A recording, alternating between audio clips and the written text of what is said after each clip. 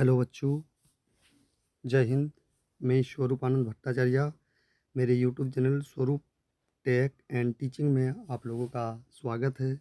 मैं आज क्लास 8 का मॉडल पेपर लाया हूं, जो आने वाले एग्ज़ाम में आप लोगों के लिए काफ़ी फ़ायदेमंद साबित होंगे। तो चलिए मैं वीडियो को शुरू करता हूं। अगर आप लोगों ने अभी तक मेरे चैनल को लाइक और सब्सक्राइब नहीं किए तो कर लीजिए और कमेंट कीजिए, ताकि मैं इस तरह के वीडियो और आप लोगों के लिए ला सकूं। चलिए शुरू करते हैं। 5 का गुणात्मक प्रतिलोम यानी व्युत्क्रम क्या होगा? इसका जो सही आंसर होगा 1/5 यानी ऑप्शन नंबर डी सही हो जाएगा। चलिए आगे बढ़ते हैं। गुणनफल 1 प्राप्त करने के लिए 7/23 को किससे गुणा करना होगा? तो 1 प्राप्त करने के लिए 7/23 को गुणा करना है। इसके लिए बना के दिखाते हैं। 1 गुना 7/23 का व्युत्क्रम यानी 23/7, 23/7। तो इसको जब गुना किया जाता है तो 23/7, यानी आपका जो आंसर सही हो जाता है ऑप्शन नंबर सी आपका सही हो जाएगा आंसर। चलिए आगे बढ़ते हैं। निम्नलिखित में से कौन वर्ग संख्या नहीं है? तो ये आप लोगों को देखने से पता चलता है बाकी सभी संख्या वर्ग है, जबकि 12 किसी भी संख्या का वर्ग नहीं होता है। इसका ऑप्शन नंबर ए सही हो जाएगा। चलिए आगे बढ़ते हैं। 441 एवं 484 के बीच कितनी पूर्ण संख्याएं हैं? तो हम लोग जानते हैं कि 441 का वर्गमूल होता है 21 और 484 का वर्गमूल होता है 22।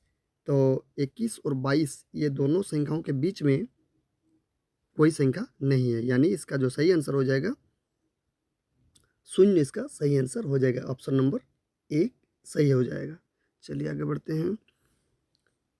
एक वर्गाकार फर्श जिसकी एक किनारा 5 मीटर है, तो उसकी फर्श का क्षेत्रफल कितना होगा?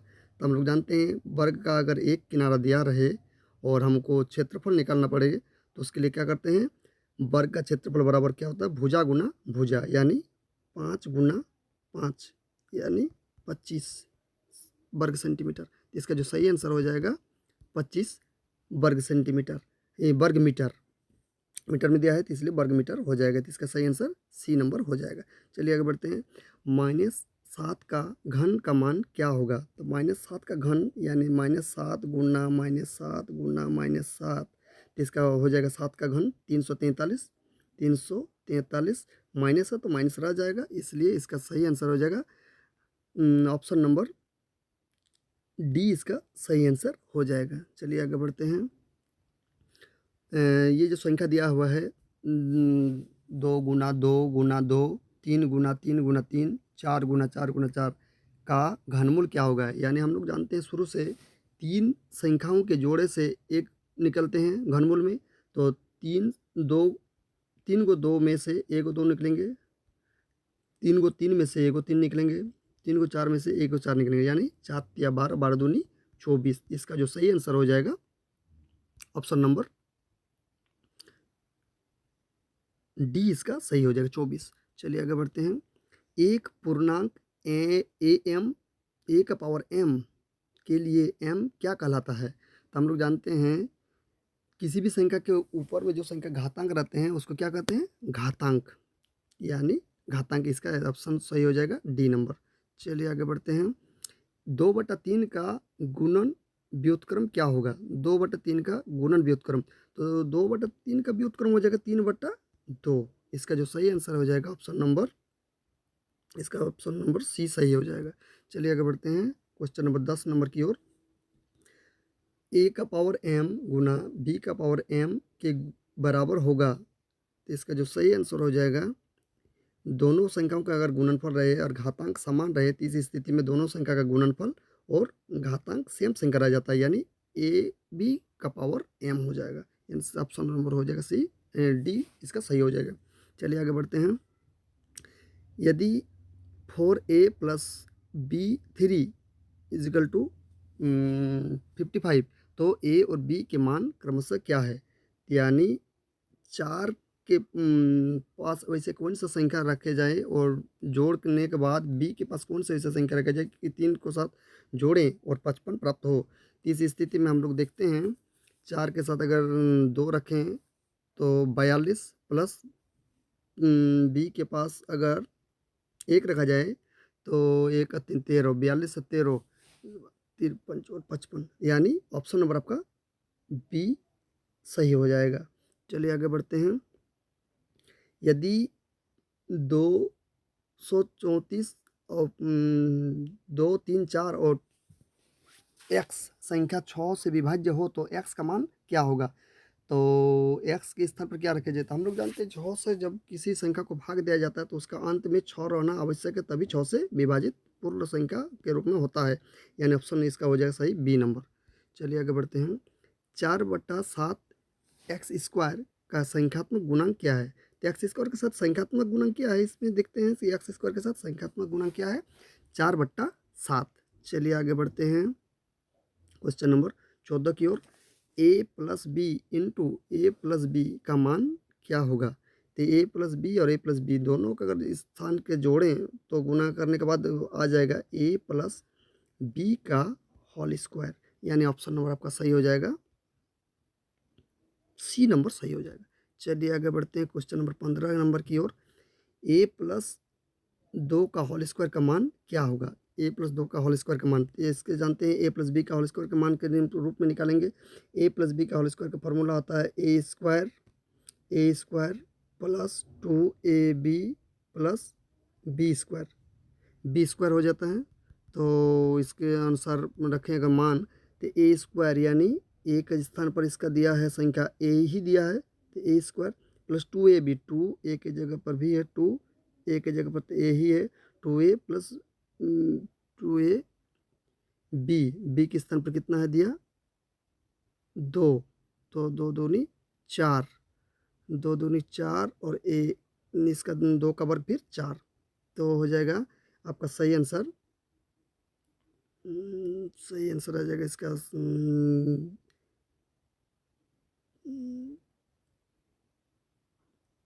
ए स्क्वायर प्लस 4a प्लस 4, तो ए इसका सही आंसर हो जाएगा, डी नंबर ऑप्शन सही हो जाएगा। चलिए आगे बढ़ते हैं। 5a स्क्वायर बी का सार्वगुणनखंड क्या है? तो 5a स्क्वायर बी यानी 5 इसमें कितना बार है? एक बार है, तो 5 गुना ए कितना बार है? स्क्वायर है यानी 2 बार है, ए गुना और बी कितना बार है? एक बार, तो इसका सही आंसर हो जाएगा आप लोगों का ऑप्शन नंबर बी सही हो जाएगा। चलिए आगे बढ़ते हैं 17 नंबर की ओर। पहले दिया हुआ है रिक्त स्थान का गुणनखंड दिया हुआ है एक्स प्लस ए इंटू एक्स प्लस बी है, तो इसका जो सही आंसर हो जाएगा ए नंबर सही हो जाएगा। चलिए आगे बढ़ते हैं। एक रेखिक समीकरण के कितने हल हो सकते हैं? एक रेखिक समीकरण के हल होते हैं, एक हल होते हैं, इसका सही ऑप्शन हो जाएगा एक नंबर हो जाएगा, ए नंबर एक। आगे बढ़ते हैं। 5x plus 7 is equal to 2x plus 8 समीकरण का हल क्या होगा? तो इसको हल करने के लिए सबसे पहले x को दोनों एक तरफ करते हैं, 5x और इधर 2x प्लस है तो इधर ले जाएंगे तो -2x हो जाएगा, तो और इधर संख्या कितना है बराबर बचा 8, इधर संख्या 7 प्लस है तो उधर ले जाएंगे तो -7, 5x में 2x गया तो बचा 3x बराबर 1, x के साथ इधर एक गुना तो उधर लेंगे तो भागा, x बराबर 1/3, इसका जो सही आंसर हो जाएगा 19 का एक नंबर हो जाएगा सही आंसर। चलिए आगे बढ़ते हैं। 50 आमों के समूह में 40% आम पके हुए हैं, पके हुए आमों की संख्या ज्ञात कीजिए। यानी हमको 50 आम दिया हुआ है, इसमें से 40% आम पके हुए हैं, तो पके हुए आमों की संख्या निकालने के लिए प्रतिशत निकालते हैं। 50 का 40% का मतलब गुना 40/प्रतिशत यानी 100, एक जीरो से एक जीरो कटते हैं, एक जीरो से एक जीरो कटते हैं, 4 25 20, यानी इसका जो सही आंसर हो जाएगा आपका ऑप्शन नंबर डी सही हो जाएगा। चलिए आगे बढ़ते हैं। बट्टा प्रतिशत वस्तु के फिर खाली घर पर परिकलित किया जाता है, इसका जो सही आंसर हो जाएगा अंकित मूल्य परिकलित किया जाता है। चलिए आगे बढ़ते हैं। एक्स बटा वाई बराबर के में के को कहते हैं, यानी के को कहते हैं स्थिरांक कहते हैं। चलिए आगे बढ़ते हैं 23 नंबर की ओर। क्वेश्चन नंबर, यदि एक्स और वाई दोनों प्रतिलोम अनुपात में हो तो, प्रतिलोम अनुपात यानी विलोम के जैसा ही होता है, तो इसका जो सही आंसर हो जाएगा X Y is equal to K, यानी के कॉन्स्टेंट रहता है। चलिए आगे बढ़ते हैं। यदि किसी चतुर्भुज के 3 कोणों में से प्रत्येक कोण 90 डिग्री के बराबर है तो चौथा कोण क्या होगा? क्या दिया हुआ, फिर से देखिए क्वेश्चन। यदि किसी चतुर्भुज के 3 कोणों में से प्रत्येक कोण 90 डिग्री के कोण के है तो चौथा कोण क्या होगा? तो 3 कोण 90 डिग्री करके दिया है, तो इसका जो चतुर्भुज के चारों कोण का योग होता है 360 डिग्री होता है। तो इधर 90 डिग्री के अंतर्गत दिया गया है, 3 कोण दिया गया है, तो 360 डिग्री में 90 को 3 बार दिया गया, तो यानी 270 डिग्री, यानी शेष बचा कितना? 90 डिग्री। तो इसका जो सही आंसर हो जाएगा ऑप्शन नंबर डी सही हो जाएगा। चलिए आगे बढ़ते हैं। निम्न में से किस चतुर्भुज के लिए विकर्ण बराबर होते हैं? चतुर्भुज के लिए, किस चतुर्भुज के लिए विकर्ण बराबर होते हैं? ना आयत के लिए बराबर होते हैं विकर्ण। चलिए आगे बढ़ते हैं क्वेश्चन नंबर 26 की ओर। किसी षडभुज के कोणों का योग कितना होता है? षडभुज के कोणों का योग जो होता है आप लोग का 720 डिग्री होता है। चलिए आगे बढ़ते हैं। निम्न में से किससे एक बहुफलकी नहीं बनेगा? बहुफलकी नहीं बनेगा, इसका जो सही आंसर है 3 त्रिभुज, इसका सही आंसर हो जाएगा ए नंबर। चलिए आगे बढ़ते हैं। किसी त्रिविमीय आकार में शीर्ष नहीं होता है? किस त्रिविमीय आकार में शीर्ष नहीं होता है? इसका जो सही आंसर हो जाएगा ऑप्शन नंबर डी गोला, गोला के शीर्ष नहीं होते हैं। चलिए आगे बढ़ते हैं क्वेश्चन नंबर 29 की ओर।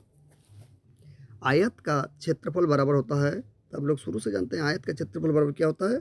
लंबाई गुना चौड़ाई। इसका जो आंसर हो जाएगा सही सी नंबर। चलिए आगे बढ़ते हैं क्वेश्चन नंबर 30 की ओर। वर्ग की एक भुजा की लंबाई 25 सेंटीमीटर है, तो इसका परिमाप क्या होगा? एक भुजा की लंबाई वर्ग का दिया गया है, इसका परिमाप निकालना। वर्ग का परिमाप बराबर फॉर्मूला होता है 4 गुना भुजा, 4 गुना भुजा, तो 4 गुना 25, 25 चौक 100। इसका जो सही आंसर हो जाएगा आप लोग का 100 सेंटीमीटर सही आंसर हो जाएगा, यानी ऑप्शन नंबर डी। चलिए आगे बढ़ते हैं।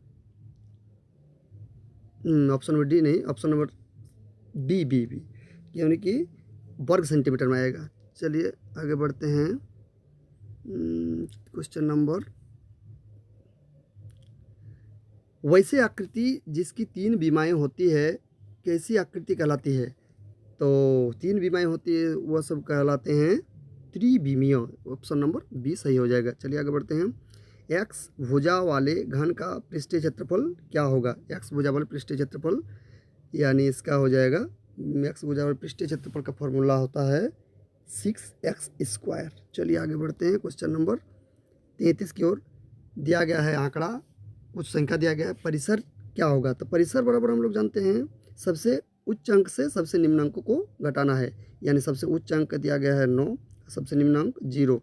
तो 9 में नहीं, सबसे उच्च अंक इसमें दिया गया है, रुकिए, सबसे उच्च अंक दिया गया है 15 और सबसे निम्न अंक दिया गया है 1।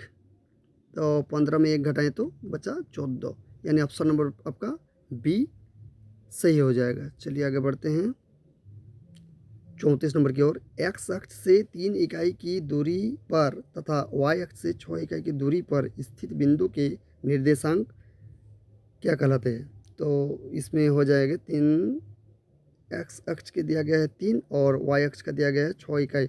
इस स्थिति में एक्स डी नंबर ऑप्शन सही हो जाएगा। चलिए आगे बढ़ते हैं। 0.0081 का वर्गमूल क्या होगा? 0.0081, इसका वर्गमूल, तो 81 का वर्गमूल होता है 9। इसको पहले पॉइंट को हटाते हैं, तो पॉइंट के बाद कई गो संख्या है, 4 गो, 1 लिख के 4 गो जीरो लगाते हैं, तो 81 का वर्गमूल होता है 9 और 10,000 का वर्गमूल हो जाएगा 100। तो 109 को अगर 100 से डिवाइड किया जाए तो ये आ जाएगा आपका 0.09, 0.09। तो ऑप्शन हो जाएगा 0.09। तो ऑप्शन हो जाएगा इसका सही, सी नंबर ऑप्शन सही हो जाएगा। चलिए आगे बढ़ते हैं। दो क्रमागत वर्ग संख्या के बीच कितनी पूर्ण वर्ग संख्या होती है? दो क्रमागत वर्ग संख्या के बीच कितनी पूर्ण वर्ग संख्या होती है? इसका जो सही आंसर हो जाएगा ऑप्शन नंबर 1, 0। चलिए आगे बढ़ते हैं। किस विकल्प में ये संख्या दिया गया है अवरोही क्रम में रखा गया है तो बनेगा? अवरोही क्रम में जब लगाएंगे तो इसका जो सही आंसर हो जाएगा ऑप्शन नंबर सी सही बन जाएगा। चलिए आगे बढ़ते हैं। 5/9 प्लस -8/9 का मान क्या होगा? 5/9 और -8/9। चलिए इसको बनाते हैं। 5/9 प्लस माइनस तो माइनस होता है, 8/9, 8/9, 9 का एलसीएम 9, 5 8 में 5 गया 3, तो लेकिन -3 आ जाएगा। 3 का 3, 3 तिया 9, तो 1/3 -1/3, तो -1/3 इसमें ऑप्शन दिया गया है बी नंबर इसका सही आंसर हो जाएगा। चलिए आगे बढ़ते हैं क्वेश्चन नंबर 39 की ओर। यदि a बराबर -1 और b बराबर 2 है तो a का पावर b और b का पावर a का मान क्या होगा? तो चलिए इसको हल करते हैं। a के स्थान पर हमको रखना है -1 और b के स्थान पर 2। a यानी -1 पावर में दिया है b, तो b की जगह पर पावर में रखें 2, गुना है चिन्ह तो गुना, b के स्थान पर 2, पावर में है a के स्थान पर -1, तो 1 का वर्ग, 1 माइनस का वर्ग जब करते हैं तो प्लस हो जाता है, गुना -1 जब भी पावर में रहते हैं तो ये विपरीत हो जाता है, तो 1/2 के नीचे कुछ नहीं तो 1 तो जरूर है, तो ये हो जाएगा 1/2। 1 को गुना करें 1/2, तो इसका जो सही आंसर हो जाएगा 1/2, यानी ऑप्शन नंबर ए सही हो जाएगा। चलिए आगे बढ़ते हैं क्वेश्चन नंबर 40 की ओर। 120 डिग्री के कोण को क्या कहते हैं? तो हम लोग सभी जानते हैं 90 डिग्री से छोटे कोण को न्यून कोण, 90 डिग्री को समकोण, 90 से अधिक लेकिन 180 से कम तो उसको बोलते हैं अधिक कोण, और 180 डिग्री को ऋजु कोण कहते हैं। तो 120 डिग्री कोण को हम लोग को बताना है, तो इसके लिए क्या हो जाएगा? अधिक कोण, सी नंबर ऑप्शन सही हो जाएगा। चलिए आगे बढ़ते हैं। रामानुज कौन थे? रामानुज को हम लोग जानते हैं एक गणितज्ञ थे, ऑप्शन नंबर डी सही हो जाएगा। रामानुज कौन थे? एक गणितज्ञ। संख्या ए बी सी के लिए कौन सही है? तो संख्या ए बी सी के लिए जो सही है इसका जो ऑप्शन हो जाएगा बी नंबर सही हो जाएगा, क्योंकि ए है इकाई के स्थान पर, बी है दहाई के स्थान पर और सी है सैकड़ा के स्थान पर। चलिए आगे बढ़ते हैं। निम्नलिखित में से कौन द्विपदी बीजीय व्यंजक है? तो इसमें से द्विपदी बीजीय व्यंजक बताना है, तो इसका जो सही आंसर हो जाएगा ऑप्शन नंबर ए द्विपदीय बीजीय व्यंजक है। चलिए आगे बढ़ते हैं। घन का कुल पृष्ठीय क्षेत्रफल का सूत्र क्या होता है? घन का कुल पृष्ठीय क्षेत्रफल का जो सूत्र होता है 6L², यानी ऑप्शन नंबर डी सही हो जाएगा। चलिए आगे बढ़ते हैं क्वेश्चन नंबर 45 को। निम्नलिखित में धनात्मक परिमेय संख्या है, कौन धनात्मक परिमेय संख्या? तो धनात्मक देखते हैं सभी, तो इसमें तो माइनस दिख रहा है, लेकिन इसमें से ऑप्शन नंबर डी माइनस नहीं है, इसलिए यह धनात्मक संख्या है। चलिए आगे बढ़ते हैं। 32.768 का घनमूल क्या होगा? तो 32.768 का घनमूल जब निकालते हैं तो घनमूल में 3 को संख्या में जोड़े लगते हैं, तो 3 लिखें घनमूल का 32.768 ना, तो इसको निकालते हैं, निकालने का 3